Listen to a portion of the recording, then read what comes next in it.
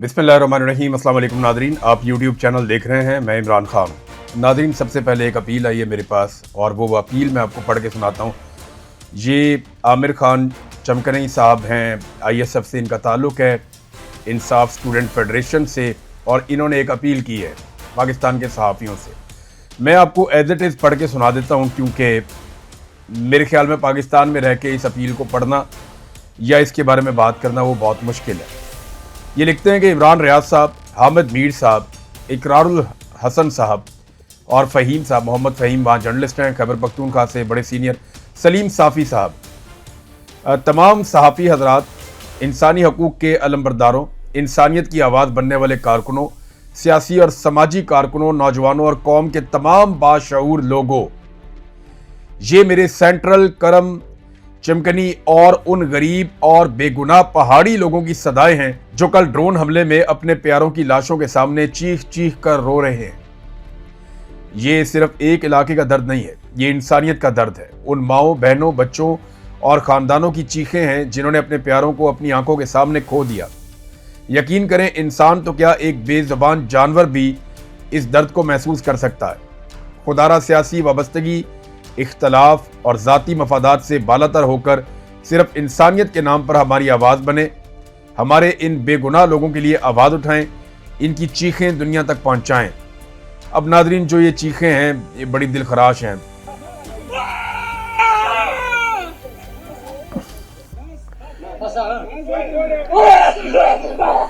बहुत बहुत तकलीफ दे मनाजिर हैं। ये ड्रोन हमले के अंदर 2 लोग मजीद शहीद हो गए हैं। मैंने आपको रिपोर्ट किया था कि फ़िज़ाई हमला किया गया है कुरम एजेंसी में और वहाँ पे ऑपरेशन की तैयारियाँ की जा रही हैं। ये उसी सिलसिले की एक कड़ी है। एक और बड़ी खौफनाक सूरत-ए-हाल बनू से और लकी मरवत से रिपोर्ट हो रही है, जहाँ पे पुलिस वाले फ़ौज के सामने आकर खड़े हो गए। उन्होंने फ़ौज का दाखिला बंद कर दिया, बल्कि वहाँ पे फ़ौज ने जो मेडिकल कैंप लगाया था उसको भी लोगों ने कहा कि आप यहाँ से जाइए, आप जब आते हैं तो दहशतगर्दी आती है।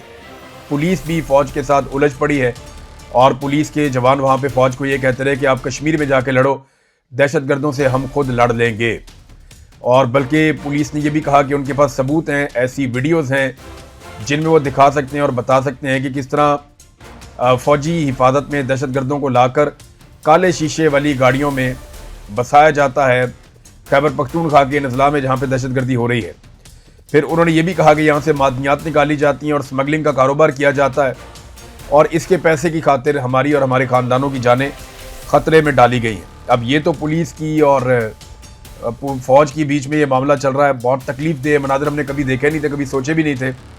लेकिन जितनी नफ़रत बढ़ा दी है पाकिस्तान की मिलिट्री एस्टेब्लिशमेंट ने अपनी पॉलिसियों से, देखें, जब आप खुद ही हर चीज़ को करने चल पड़ते हैं, जब आप सियासतदानों को या बातचीत करने वाले लोगों को या बातचीत के ज़रिए से मामला संभालने वाले लोगों को जब आप पीछे कर देते हैं और आप हर चीज़ को डंडे से और बंदूक से हल करना चाहते हैं, तो इस तरह के नताइज निकलते हैं। ऐसा नहीं है कि ये पहली दफ़ा हो रहा है। दुनिया में जहाँ पे भी आप सिर्फ हथियार से काम लेते हैं और दिमाग से काम नहीं लेते, तो उसका नतीजा उल्टा ही निकलता है। अभी ये खारान के अंदर बहुत खौफनाक सूरत-ए-हाल है और जो वहाँ से रिपोर्ट हो रहा है वो इंतहाई दर्दनाक है। खारान में मुसल्लह हमलों और धमाकों की इतलात मिली है। ये बलूचिस्तान का इलाका है और मकामी ज़राए के मुताबिक मुसल्लह अफराद ने खारान शहर के मुख्तलिफ मकामात पर नाकाबंदियाँ कायम कर दी हैं। वहाँ पे स्नैप चेकिंग की जा रही है, जबकि कई इलाकों से फायरिंग और धमाकों की आवाज़ें भी आ रही हैं। और IG की रिहाइश गाह के मामले में बताया गया कि मुसल्लह अफराद ने IG जो है वहाँ का, उसकी जो वहाँ पर रिहाइश गाह है, वहाँ पे भी हमला हुआ है और पुलिस की गाड़ी को आग लगाई गई है और पुलिस की गाड़ियाँ जो है वो मुबैना तौर पर छोड़ कर भी चले गए, जिन्हें बाद में आग लगा दी गई। यानी पुलिस पे भी अटैक किया वहाँ पे दहशतगर्दों ने। और रिपोर्ट के मुताबिक सरावान चौक पर कायम खाली चेक पोस्टों और एक मवासलाती टावर को भी धमाका खेज मवाद से तबाह कर दिया गया है। अभी ये वहाँ से इब्तदाई तौर पे इतलात आ रही हैं, मुसद्दका इतलात जब आएंगी तो पता चलेगा कि और क्या हुआ। बहरहाल यहाँ पे बहुत बड़े हमले का ख़तरा है। बलूचिस्तान में दोबारा से खारान को पूरी तरह से कंट्रोल किया गया है।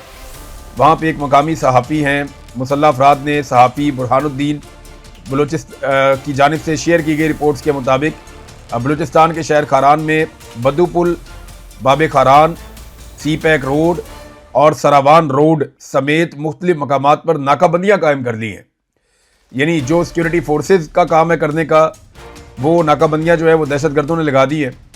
और शहर के रेड जोन में आईजी पुलिस की रिहाइशगाह के करीब पुलिस की गाड़ियों को आग लगा दी गई है। सारे वाक़यात जो पहले आपको बता चुका हूँ। तो खरान के ऊपर इस वक्त कब्जा है दहशतगर्दों का, और इसके पेश नज़र फौरी तौर पर कोयटा और बलूचिस्तान के तमाम हसास इलाकों की सिक्योरिटी को इंतहाई सख्त कर दिया गया है। और वहाँ पे सिक्योरिटी हाई अलर्ट है कि खुदा न खास्ता कोयटा में ट्रांसपोर्ट्स के ऊपर या ट्रेन के ऊपर किसी किस्म का दोबारा अटैक ना हो जाए।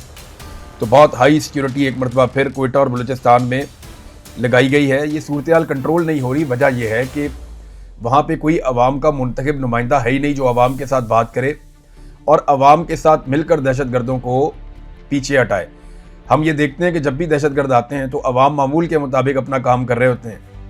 यानी जैसे सिक्योरिटी फोर्सेस के लोग अवाम के अंदर फिरते हैं, वैसे ही दहशतगर्द आते हैं, वो भी अवाम के अंदर फिरते हैं।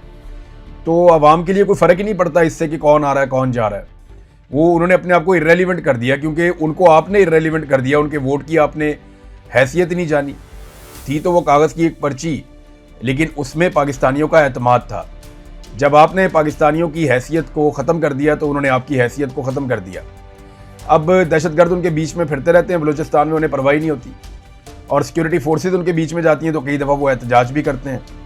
यही हम खैबर पख्तूनख्वा में देख रहे हैं। बदकिस्मती से यही सब कुछ हम बलूचिस्तान में भी देख रहे हैं।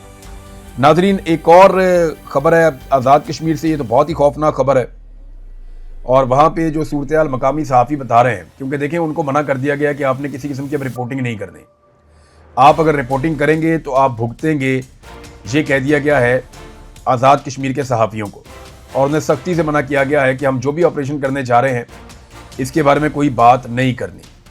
आईजी ने फौरी तौर पे एक बयानिया बनाया। आईजी आप जानते हैं वही जो कहते हैं कि इतने हज़ार बंदे मार दें तो जो है वो मुल्क ठीक होना शुरू हो जाएगा। इतने बंदे मारने होंगे फौरी तौर पे अगर आपने मुल्क को ठीक करना है तो आईजी कैप्टन रिटायर लियाकत ये कह रहा है कि जी कलदम एक्शन कमेटी के शरपसंदों ने सड़कें खोद दी हैं, अरबों रुपए का नुकसान कर दिया है, दरख्तों को काट काट के टिम्बर माफिया को दे रहे हैं और हर चीज़ को तबाह कर दिया है, सियाहत को तबाह कर दिया है और तालीम को भी तबाह कर दिया है।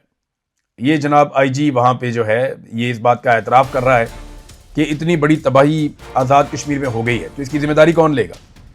दूसरी मैं आपको इन्फॉर्मेशन ये देता हूँ कि जिस ऑपरेशन से अभी खबरदार किया गया वहाँ पे मुकामी सहाफ़ियों को कि खबरदार अगर तुमने रिपोर्ट किया, और पाकिस्तान का मीडिया तो वैसे भी रिपोर्ट नहीं कर रहा, कोई इस पर बात करने को तैयार नहीं है। तो सूरत हाल ये है कि बहुत बड़े पैमाने पर सिक्योरिटी फोर्सेज को आज़ाद कश्मीर में दाखिल किया गया है और ये मुख्तलिफ इलाकों से रावलाकोट की तरफ बढ़ रही हैं। रावलाकोट में एक बड़े ऑपरेशन का प्लान है, झड़पें वहाँ पे जारी हैं, शेलिंग वहाँ पे बार बार की जाती है, लेकिन किसी भी वक्त एक बड़ा खौफनाक ऑपरेशन रावलाकोट में किया जा सकता है और हमेशा के लिए जॉइंट अवामी एक्शन कमेटी को ये कुचलना चाहते हैं। और ये सब कुछ इन्हें करना होगा इसी अगस्त के महीने में या सितंबर के पहले हफ्ते में। टाइम इनके पास बहुत कम है क्योंकि सितंबर की 27 तारीख तक पाकिस्तान तहरीक इंसाफ को भी निमटना है। अब तक इतनी, अपना ख्याल रखिएगा, अपने इस चैनल का भी अल्लाह हाफ़िज़।